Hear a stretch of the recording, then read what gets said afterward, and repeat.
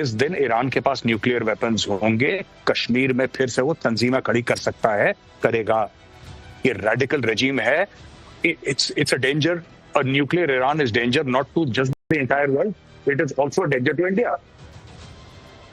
ये केवल दुनिया के लिए खतरा नहीं है, भारत के लिए ये बहुत बड़ा खतरा है। मेजर गौरव आर्या ये कह रहे हैं कि बल्कि इस कार्रवाई। अब एक बात और मैं समझना चाहता हूं, ये देखिए जरा, ईरान को डोनाल्ड ट्रंप की सीधी धमकी, न्यूक्लियर डील को लेकर ट्रंप ने ईरान को धमकी दी, इजराइल से डील करो नहीं तो तबाही होगी, इजराइल के पास कई खतरनाक हथियार हैं। पर इस तरीके से घूम रहे हैं अमेरिकन जहाज। अभी मैं किसी से बात कर रहा था, जैसे कि कोई एयर ट्रैवल हो रहा है, सारे के सारे ईरान के ऊपर F-35 छाए हुए हैं, और जहां तक ये लग रहा है कि ये कैंपेन आज नहीं रुकने वाला है दिनेश। ये कैंपेन कम से कम 2-3 हफ्ते चलेगा, और जब तक ये शक्ति खत्म नहीं होती इनकी बनाने की, तब तक इजराइल मारता ही रहेगा। बहुत बड़ी बात कह रहे हैं पीके श्रीवास्तव। यहाँ प्रतिशोध में जो बोला जाता है उसको आप होते हुए देखते हैं।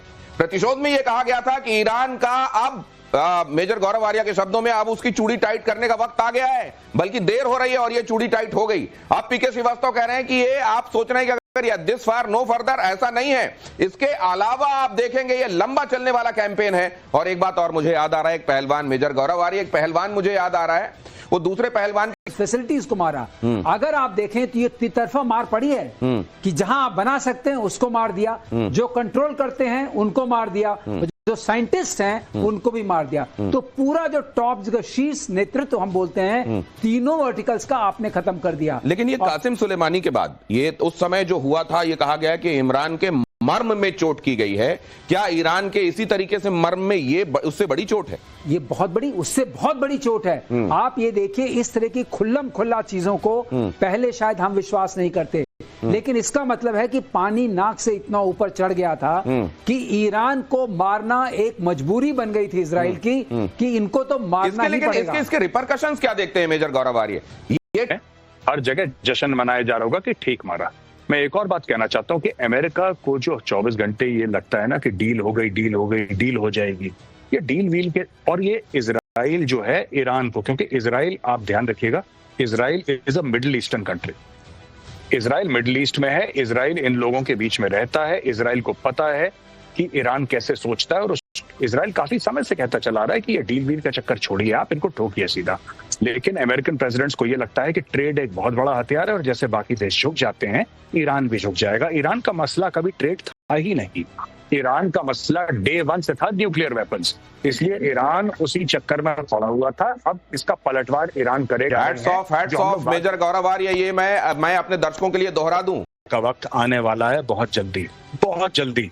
आज से कई साल पहले रोनाल्ड रीगन ने जियाउल हक को बुलाया था, आपको पता है? जियाउल हक को बुलाया था रोनाल्ड रीगन ने, आओ मेरे साथ बैठ के खाना खाओ। उसके बाद तालिबान पैदा हो गया। उसके बाद उन्होंने तारीफ करी थी कि भाई परवेज मुशर्रफ कितना सॉलिड लीडर है, ऐसा तो लीडर हमने दुनिया में नहीं देखा। परवेज मुशर्रफ खड़ेंगे या ये सिर्फ दिखाने के लिए कई जगहों पर खड़े दिखाई देंगे, लेकिन आपको आज के जमाने में कोई किसी के साथ खड़ा नजर नहीं आएगा। सबके अपने अपने दुख, अपने अपने रोग, अपनी अपनी समस्या है, खास तौर से रशिया की।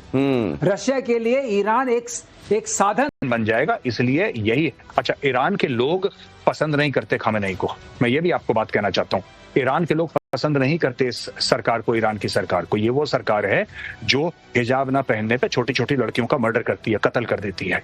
तो लोग बिल्कुल भी पसंद नहीं करते इस सरकार को, लेकिन उन लोगों की मजबूरी है, क्योंकि कयामत उनके ऊपर बरपा है, उनके ऊपर जुल्म हो रहा है। तो इनका ये भी एक, मैं आपको आज बता देता हूँ आपकी शो पे, इनका ये भी एक कैलकुलेशन हो सकता है इजराइल और अमेरिका का, कि इतना मारो कि लोग वहां पे उठ खड़े हों और विद्रोह करते हैं सरकार की ओर, सरकार की खेल सरकार। देखिए, ऐसा है, जो इनके पास, यूक्रेन के पास हथियार है, हम लोग कई बार इसकी चर्चा कर चुके हैं, वो हथियार नहीं है जो उनके थ्रेशोल्ड टेक्नोलॉजी वाले हथियार हैं, वो तो रिटायर्ड वाले हथियार यूक्रेन को दिए हैं। अच्छा, वो पहले भी हम लोग चर्चा कर चुके हैं, जैसे कि PL-15E दिया था पाकिस्तान को चाइना ने। अच्छा, तो ये वो वर्जन्स हैं जो ऑब्सलीट हो चुके हैं। पश्चिमी देशों ने जो हथियार दिए हैं इनको, उनके यहाँ का कबाड़ दे दिया है यूक्रेन को, कबाड़ दे दिया है, पुराने हैं ये हैं, उनको दे दिया है।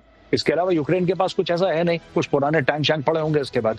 लेकिन रशिया का पूरा इकोसिस्टम, रशिया का, ये समझने वाली बात है, रशिया को बाहर से जरूरत नहीं है। जो भी कुछ इलेक्ट्रॉनिक्स का मामला है वो उसको चाइना से मिल जाता है, अगर उसको चाहिए कुछ cutting edge technology. East eastward expansion होता रहा और यूक्रेन उसमें टिपिंग पॉइंट आ गया यूक्रेन का कि अगर आप इसको करते हैं तो हम जरूर नहीं होने देंगे, और वो टिपिंग पॉइंट से आपने देखा किस तरह के संग्राम शुरू हो गया है।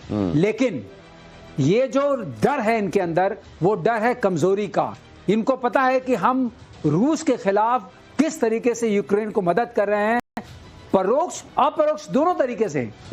ये वेपन्स भी दे रहे हैं और इनके सिस्टम में दिनेश उनके लोग काम कर रहे हैं। सारा इंटेलिजेंस जो आता है वो नाटो का ही आता है, अदरवाइज इनके पास इंटेलिजेंस की इतनी मशीनरी नहीं है। और टारगेट इंटेलिजेंस मिलने के बाद एक दो हमले जो रशिया पर हो रहे हैं, उसके लिए जरूरी है कि पोलैंड वगैरह इस दायरे में आएंगे। अभी तक तो हम एक संयम देख रहे हैं रशिया के पास से, आगे वो कब तक रहेगा उसकी गारंटी हम लोग नहीं दे सकते। इसकी गारंटी तो खुद रशिया ने कहा है कि पता नहीं कब मैं आप से बाहर हो जाऊं, ये पुतिन बार बार कहते रहे हैं। अगली खबर यह है कि रूस ने काराबाख को अजरबैजान के क्षेत्र के तौर पर मान्यता दे दी है। काराबाख हमारा रिलायबल सप्लायर है, रिलायबल पार्टनर रहा है, लेकिन दोस्त कोई भी देश आपका नहीं होता कभी भी। There is no country that is your friend.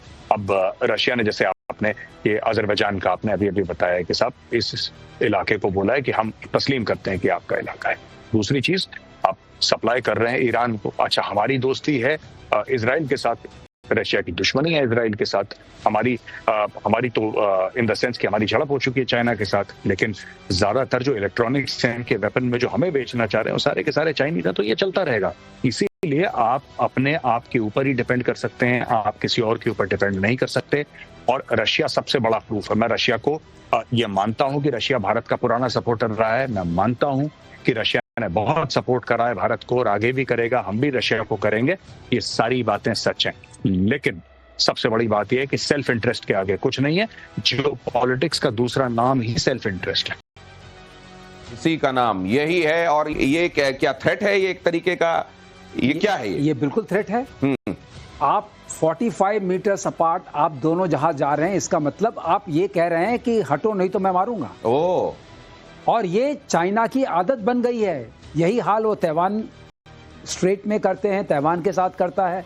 यही जापान के साथ करता है, और मलेशिया के तो उसने जहाज को ही धक्का मार के गिरा दिया था। तो ये जो हरकत चल रही है साउथ चाइना सी सावा नहीं है। मुझे एक बात कहने की इजाजत दीजिए। हाँ प्लीज। कि अगर आपके अंदर मारने की क्षमता हो तो कितनी बार डराओगे? मार के दिखाओ।